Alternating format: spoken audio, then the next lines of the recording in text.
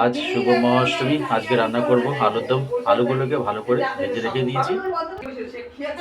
এই তেলের মধ্যে রান্নাটা করব। ফোড়নে দেবো তেজপাতা, আদা, টমেটো, চালমগজ, পোস্ত, নারকোল, কাঁচা লঙ্কা বাটাটা দিয়ে দিলাম আমি। নুন, হলুদ, ঝাল গুঁড়ো লঙ্কা, চিনি দিয়েছি। এটাকে মশলাটাকে ভালো মতন কষিয়ে নেবো। মশলাটা ভালো মতন কষাতে হবে, নাহলে মশলা থেকে কাঁচা গন্ধ বেরোবে। আর মশলা থেকে তেল ছেড়েও দিয়েছে।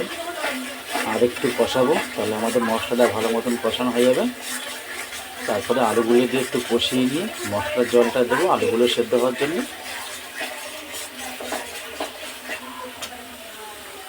মশলাটা ভালো মতন কষানো হয়ে গেছে, মশলা থেকে তেল ছেড়ে দিয়েছি। এবার ভেজে রাখা আলুটাকে দিয়ে একটু কষিয়ে নেবো, তারপরে জল দেবো সেদ্ধ হওয়ার জন্যে। ভেজে রাখা আলুগুলো দিয়ে দিয়েছি, মশলার সাথে ভালো মতন এটা কষিয়ে নিয়েছি। এবার সেদ্ধ হওয়ার জন্য একটু জল দেবো আমি। মশলার সাথে ভালো মতন কষানো হয়ে গেছে আলুগুলো। এবার আমি সেদ্ধ হওয়ার জন্য জলটা দিয়ে দিলাম।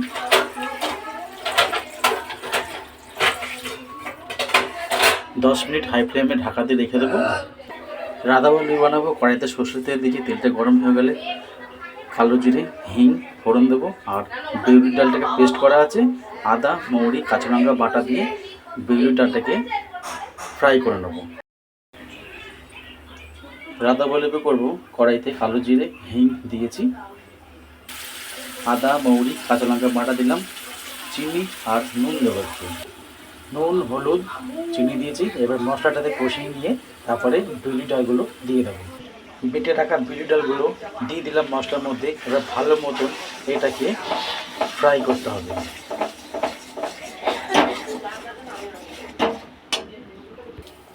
বিউলি ডালে পিউরিটা হয়ে গেছে। এবার ময়দা মেখে তার মধ্যে পুরটা দেওয়া হবে। মাখা করে আলুর দমটা আমাদের হয়ে গেছে। আপনারা এইভাবে করবেন, খেতে খুবই ভালো লাগবে। পনিরের তরকারি হবে, পনিরগুলো একটু ভেজে রেখে দিয়েছি। ফোড়নটা দিলাম গোটা গরম মশলা আর তেজপাতা। পনির তরকারি বানাবো। মশলা দিয়েছি চালমগজ, পোস্ত, টমেটো, আদা, কাঁচা লঙ্কা বাটা, নুন, হলুদ, কাশ্মীরি গুঁড়ো লঙ্কা দিয়েছি। মশলাটা কষাবো ভালো করে, আর মশলার জলটা দিয়ে ভালো করে আরও কষাবো। সামান্য একটু চিনি দিয়েছি টেস্ট হওয়ার জন্যে। মশলাটা আর একটু কষাতে হবে। আর তেল ছেড়েও দিয়েছে, বেশি কষলে পরে আর একটু তেল ছাড়বে।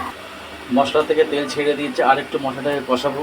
আর এই পুজোর দিনগুলো সবাই ভালো মন্দ খেতে চাই, সবাই একসাথে মিলিত হয়ে। আপনারাও আসুন আমাদের সাথে খাওয়া দাওয়া করবেন।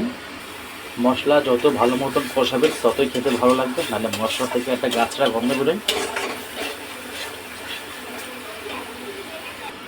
মশলাটা ভালো মতন কষানো হয়ে গেছে, মশলা থেকে তেল ছেড়ে দিয়েছে। এইবার ভেজে রাখা পনিরগুলো এর মধ্যে দিয়ে একটুখানি কষিয়ে আর মশলার জলটা দেবো।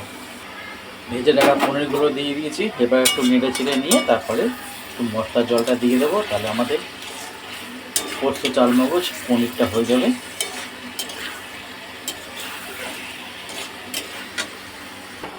চালমগজ, পোস্ত, নারকোল দিয়ে আমাদের পনিরটা হয়ে গেছে। আপনারা এইভাবে করবেন, খেতে খুবই ভালো লাগবে। দুধ গরম করা হয়ে গেছে, দুধটাকে ক্ষীরের মতন করা হচ্ছে। সিমুই করা হবে, তেজপাতা, এলাচি দেওয়া হয়ে গেছে এতে।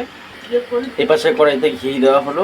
ঘিটা গরম হয়ে গেলে পরে কেনা ভাজা সিমুইগুলো একটুখানি ঘিয়ের সাথে নেড়ে ছেড়ে নিয়ে দুধের মধ্যে দিয়ে দেবো। আমি আলাদাভাবে ঘিয়ের মধ্যে সিমুইগুলো একটু ভেজে নিলাম। দুধটা ফুটে গেছে, এবার সিমুইগুলো ওর মধ্যে দিয়ে দেবো। ভাজা সিমুইগুলো দুধের মধ্যে দিয়েছি, আর একটুখানি ফুটবে, ফুটে গেলে নামিয়ে নেবো। ঠান্ডা হয়ে গেলে পরে সিমুইগুলো এমনি বসে যাবে। সিমুই হয়ে গেছে, সিমুইটাকে নামিয়ে নিলাম। কড়াইটা গরম হয়ে গেছে, কড়াইতে সাদা তেল দিয়েছি আর ঘি দিয়েছি। ঘিটা দিয়েছি এই কারণে টেস্ট হওয়ার জন্য। এবার রাধাবল্লভীটা করব। রাধাবল্লভী বানানো হয়ে গেছে, আপনারা এইভাবে বানাবেন, খেতে খুব ভালো লাগবে। আর পুজোর দিনগুলো ভালোভাবে কাটাবেন। আজকে ভিডিও এখানে শেষ করলাম। নমস্কার।